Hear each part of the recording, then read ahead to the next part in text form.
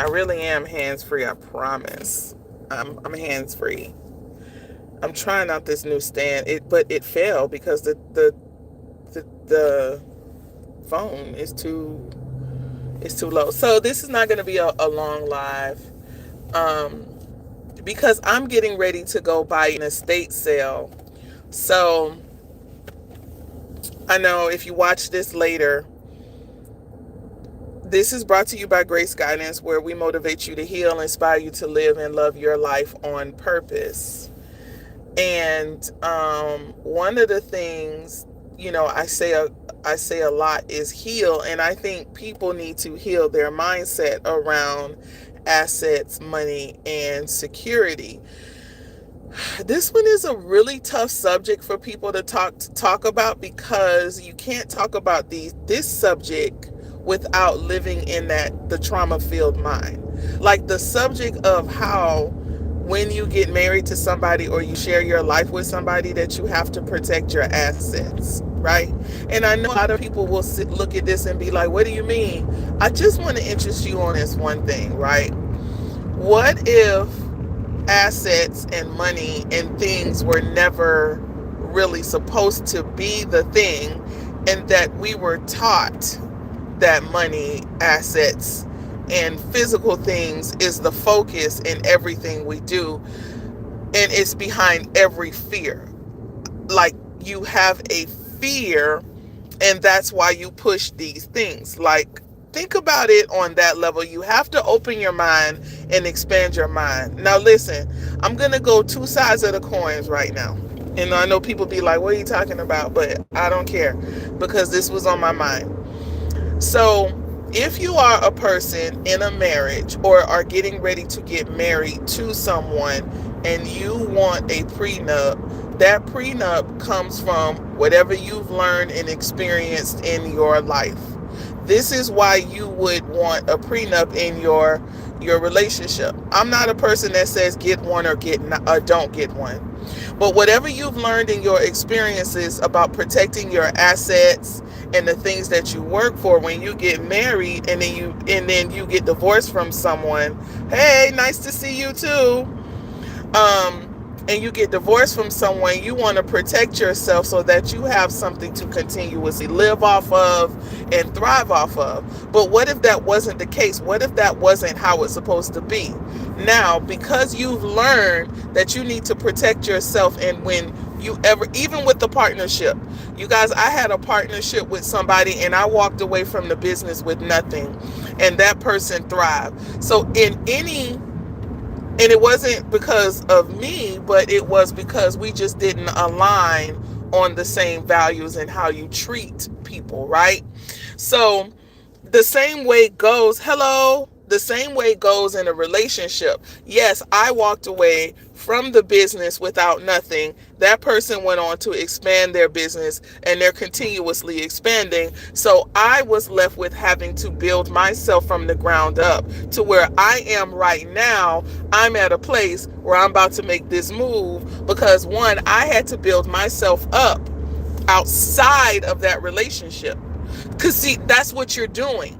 Now, money, security, what I put into the business was never an issue for me. Like, I know I can always make money. I know I can always go build something because I know who I am. So the same thing to me goes for a relationship. Any relationship, when you build something with someone and you decide to walk away with it, the first thing that most people think is, what can I have? What can I take with me? How can I not have nothing? Right? But what if that was never supposed to be the thing? What if having nothing was never supposed to be the play at all? It's only because that's the way that you think that you'll have nothing. Now, like I said, if you are a person that lives in the experience of wanting to have the insurance of a relationship, then do that, because you can't operate outside of your fear. And people are going to say it's not fear. Yes, it is. I don't care what you say. It is fear. Fear that if someone leaves you, they will take everything that you have. They say no, that is facts. Well, was it a fact when you got married that you knew this person would take everything, would try to take everything from you when you got a divorce? No, because if it were so, you have married that person. It is fear, guys. That is what's behind it. Like I said, don't get me wrong. Don't go out and not do what you don't have, because you have to face that. You have to heal that on your own. For me, if anything were to happen within my relationship, I don't want, I'm good. I don't want anything, because I know money and that security is not the thing. I know that always comes to me. And people will say, you'll say that, but I told you, I use my retirement money to start a business and help someone with their dream. And they decided that they no longer wanted me a part of it because our vision didn't align for the company. I walked away with nothing. And I would gladly do the same thing if anything was to happen with my marriage. I would walk away with whatever my mind and my creativity is way more than whatever tangible things that I could get. They'll be like, well, what if you don't? Hi, how you doing? Like, and there's like, so what, we don't have a place to live? That's not possible. I'll always have somewhere to live. I'll always have somewhere to live. And as long as you have your mindset, in any lost relationship or business, or even being fired, from a job, you still have your mindset, you still have your drive, you still have your will to succeed. You didn't need that thing to do it. And if you're on your own, it gives you that space to expand. Hey, hi Jasmine. So if you are in a relationship and you fear that if something happens, you lose everything, that, like I say, if you think that is a fear, guys, and you need to understand that you come fully funded. You are fully funded. And if you knew how much you are fully funded, you wouldn't care about the physical assets of the world, because you know deep inside of you, you're the money. You are the money. I love that song by Chris and T. If you've never heard it, it's called I Am the Money. That means you are your resource. You are your resource, and you are your biggest, greatest resource. And that's why for you, you put the time and the effort into building yourself. You have to build a foundation of trust and belief in yourself that whatever happens, you'll be able to find a way to make it, not just to make it, but to thrive, because you are just that powerful. So this is a rare Saturday for me. My husband took my son to a track meet, and my oldest son and my youngest son, they're gone. I just dropped my daughter off to her friend's house, and I wanted to go to an estate sale today, right? Have you guys ever been to estate sales? Any of you guys been to an estate sale? Well, I have this business idea that I'm working on, and I said today I want to go to an estate sale, right? So I got up and I started driving, and look, I found a sign. I didn't even look for one on the internet, right? This was just drawn into my experience. This is why I say this is how powerful you are. That's why I say you can never be broke or down in any parts of your life, because your mind draws to it what you allow it, unless you block it. So I said I wanted to go up my stand. That was my stand. So I said I wanted to go to an estate sale. So I roll up on this sign. Y'all about to see it. It's an estate sale coming up, right? Look at me being grown today, showing my bra at the top of my shirt. Glad my mama ain't seen it. Don't watch this. So let's see. Here it comes. Let's see. Wait, I think it's up here somewhere. So I dropped my daughter off, and I said I'm gonna go to this estate sale. So, yep, look, there it is. Can y'all see it? There's the line. There's the things pointing to the estate sale. And I love estate sales. And this, look at the, oh yeah. You know it's a good estate sale when you got all these cars. Look at that. All right. Look at this. Okay. So let's find this house. don't see too many people. Well, they ain't looking for what I'm looking for. I always say that. Let me move out the way. So yeah, I love going to estate sales in these types of neighborhoods because they got some this look, the trees are old. Look at that. I'm gonna let them go. Okay. So it's a lot of people going to this estate sale. So we are going to this estate sale. Okay. I don't wanna knock you out. And he was like, I don't walk every day, but I'm about to walk to this estate sale. Okay, yep, that's okay. I be doing commentary when I be in my car sometimes.